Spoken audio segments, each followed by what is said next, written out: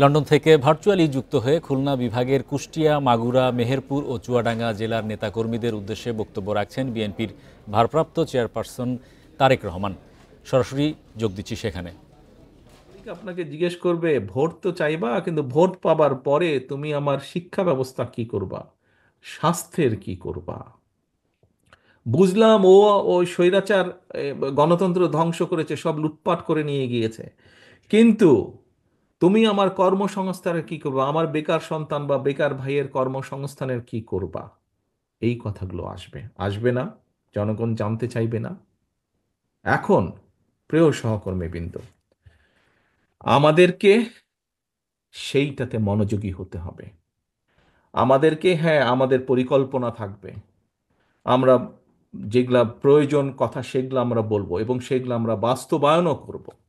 কারণ আমাদের বক্তব্যগুলো দ্বিকক্ষ বলেন, বিভিন্ন সংস্কার বলেন, আমাদেরকে এগুলা বাস্তবায়ন করতে হবে। কারণ আমরা কমিট করছি, প্রতিজ্ঞা করছি জনগণের সামনে। কিন্তু একই সাথে জনগণের যে চাহিদাগুলো, জনগণের যে আশা, জনগণের যে প্রত্যাশা, জনগণের যে চাওয়া, এইগুলো আমাদেরকে অ্যাড্রেস করতে হবে। যে কোনো মূল্যে এই সমস্যার সমাধানগুলো করতে হবে। এই যে আপনারা কৃষি নিয়ে কথা বলেছেন, আপনারা স্বাস্থ্য নিয়ে কথা বলেছেন, জিজ্ঞাসা করেছেন, আপনারা শিক্ষা নিয়ে, প্রাইমারি শিক্ষা নিয়ে কথা বলেছেন, কেন করেছেন? জনগণের দাবি হচ্ছে এগুলা। দ্রব্য মূল্য নিয়ে কথা বলেছেন আপনারা, কেন বলেছেন? জনগণের দাবি এইগুলা। এবং প্রিয় সহকর্মীবৃন্দ, আমার গত 35 বছরের রাজনীতিতে আমার একটি অভিজ্ঞতা হয়েছে, সেই অভিজ্ঞতাটাই আপনাদের সামনে আমি তুলে ধরতে চাই।